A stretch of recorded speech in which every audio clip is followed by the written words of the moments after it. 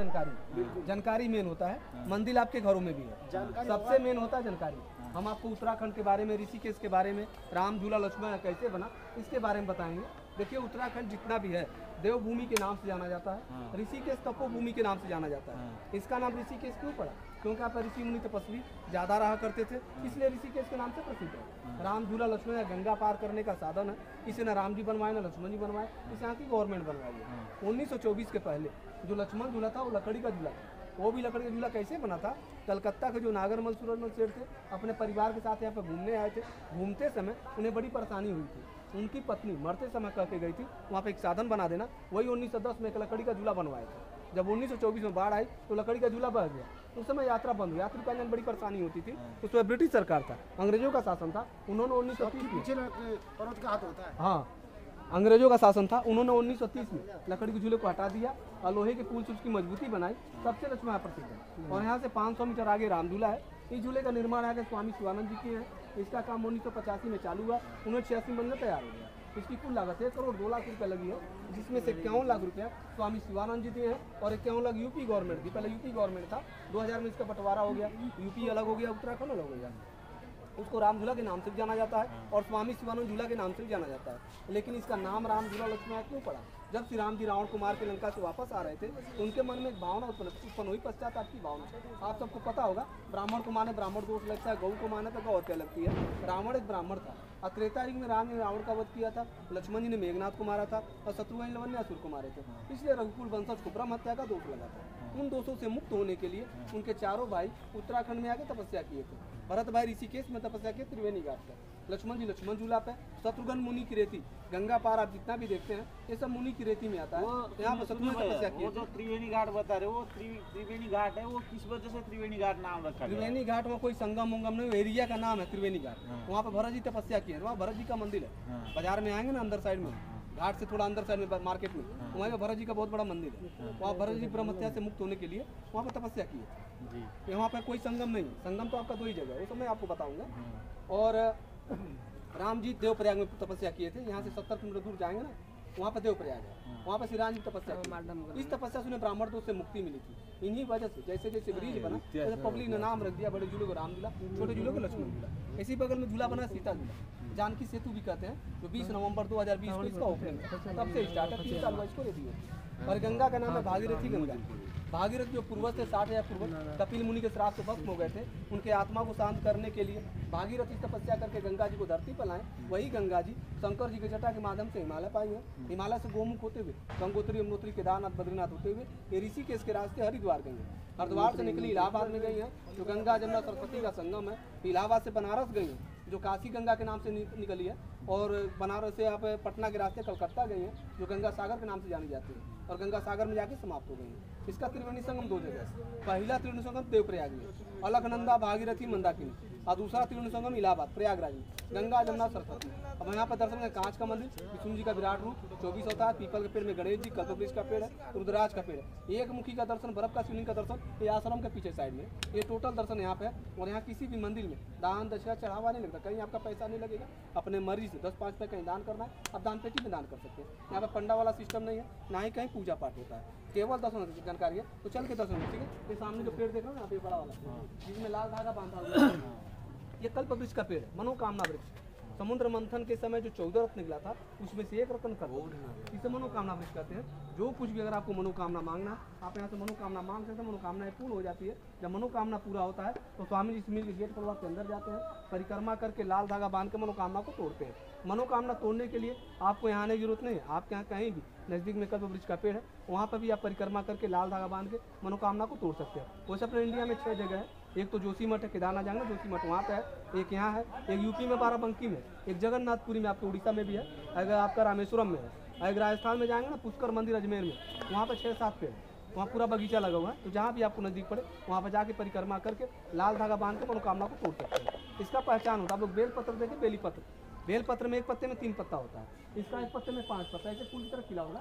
ध्यान से देखो, हर पत्ते में 5 पत्ता है। बेलपत्र में 3 पत्ता ज़्यादा होता है, 5 पत्ता कम होता है। इसमें 5 पत्ता ज़्यादा होता है, 3 पत्ता कम होता है। पेड़ जोड़ा ही पैदा होता है, नर और नारी, आगे वाला नर है, पीछे वाला नारी, ये इसका पहचान होता है। जो भी आपको मनोकामना मांगना, आप यहाँ से मनोकामना मांग लीजिए। कभी खुला है, जाना चाहो तो अंदर जा सकते हैं।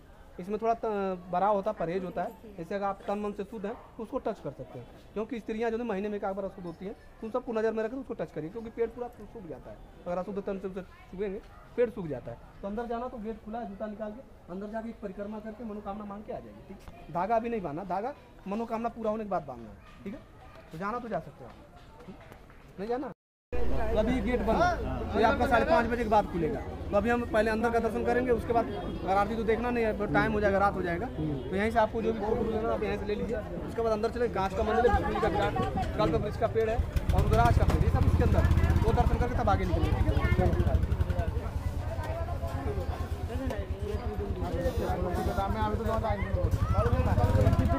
ठीक है, चलो चलो चलो आगू चल, आगू बढ़ो।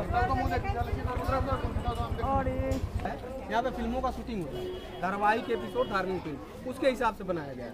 अर्जुन पंडित मूवी देखे सन्नी देओल का, यहीं पे शूट हुआ है। 32 गुण मीटर चालू, दम लगा के हैंचा। 9 महीना पहले अमिताभ बच्चन आए थे, पुष्पा जो हीरोइन है रश्मिका बंदना, 6 दिन थे यहाँ पे गुड बाय मूवी का शूटिंग करके गए। तो यहाँ पे शूटिंग वूटिंग होते रहते हैं। जितने छोटे छोटे मंदिर है ना, ये सब शूटिंग के हिसाब से बनाया गया है। इसके अंदर एक कल्प वृक्ष का पेड़ है, हम वो देखेंगे। घर में ढेर सारा पैसा मांग लूंगा।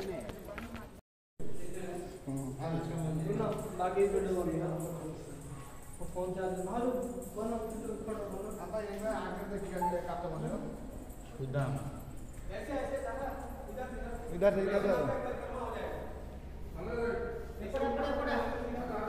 ना तो एपट उल्टा बट रहे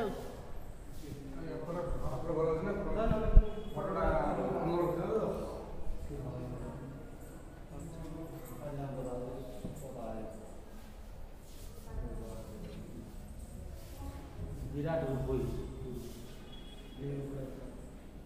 बोर्ड में आ गई तो साइड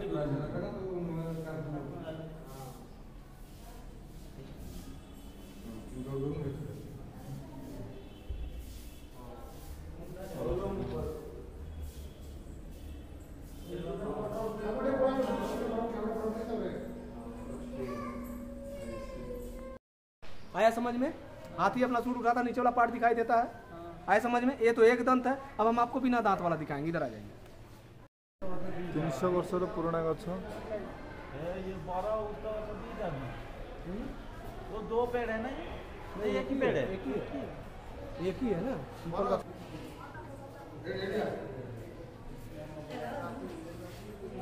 बड़े वाले 300 साल पुराना पेड़ है। जो तीसरा नंबर है ना बड़ा वाला, यूपी बिहार में पाकड़ बोलते हैं, पकड़ी का पेड़। यहाँ पे पिलखन कहा जाता है, इंग्लिश में उसको फिकस बारेंस बोलते हैं। वो ग्रामीण क्षेत्र में ज्यादा होता, बाकी जगह पर नहीं होता है। उसमें ब्रह्मा जी का वास होता है। बीच में बरगद का पेड़ है, बनियान ट्री, जिसे वट वृक्ष बोलते हैं। इसमें शिव जी का वास होता है। ये पीपल का पेड़ है, इसमें विष्णु जी का वास होता है। और कहा जाता है पीपल के पेड़ में 33 कोटि देवी देवता का वास होता है। और हमारे पूर्वज की जो आत्माएं होती हैं वो भी पीपल के पेड़ में ही निवास करती हैं। और साइंस के हिसाब से माना जाए तो पीपल का पेड़ हमें 24 घंटा ऑक्सीजन देता है। सबसे शुद्ध और सबसे पवित्र पेड़ होता है पीपल का पेड़। इन तीनों पेड़ों की जड़ें एक दूसरे से कनेक्ट हैं, ब्रह्मा विष्णु महेश। इसमें एक नेचुरल आकृति गणेश भगवान, वो हम आपको दिखा, थोड़ा साइड में आ जाइए आप। ये जो सामने आप देख रहे हैं ना, ये वाला, ये जो सीधा डाली गई है ना, ये हाथी का सूंड है, दिखा। यहाँ पे एक दांत बना, दांत देख रहे हैं, ये दांत है। दांत से ऊपर यहाँ पे एक आंख बनी है, ऐसे करके नीचे की तरफ दबा हुआ है, आंख है, और इस साइड भी आंख है। इतना स्पष्ट। रुद्रा के पेड़, जो फल 5 साल का पेड़ है।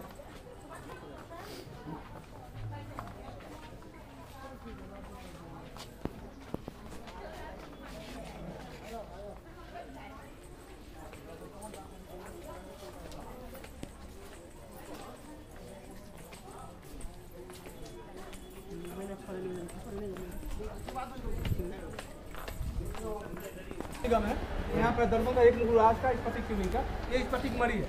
जो शिवलिंग देख रहे हैं ना, ये बर्फ का पत्थर है। देखने में कैसा लग रहा है आपको? मार्बल जैसा लग रहा है ना। ये जो सामने पत्थर है ना नीचे, इसी पत्थर को तराश क्यों बनाया गया है? इसको जब ज्यादा तराशेंगे तो ऊपर दिख रहा है ना कांच या प्लास्टिक जैसा, उस तरह से वो पारदर्शी हो जाता है। वो भी आपका बर्फ का पत्थर है। जिस तरह से कोयले के खान में से हीरे का चट्टान निकलता है, उसको तराश के पारदर्शी करते हैं, कुछ इसे भी तराश के पारदर्शी करते हैं। इसका क्या महत्व, क्या फायदा, पूरी जानकारी आपको अंदर मिलेगा। कोई पैसा, कोई चार्ज नहीं, अंदर चल के दर्शन करें। ठीक है, आ जाइए।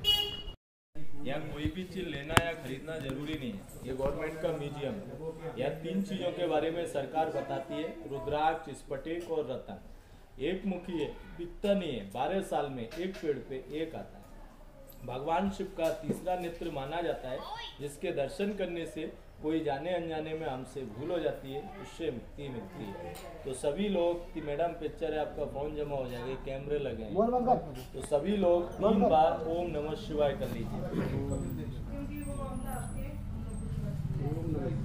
इसके अंदर एक लाइन होता है, इसलिए इसे एक मुखी बोला जाता है।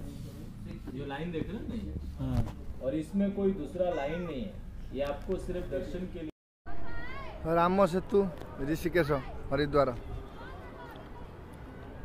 गंगा नदी झूला पुल राम सेतु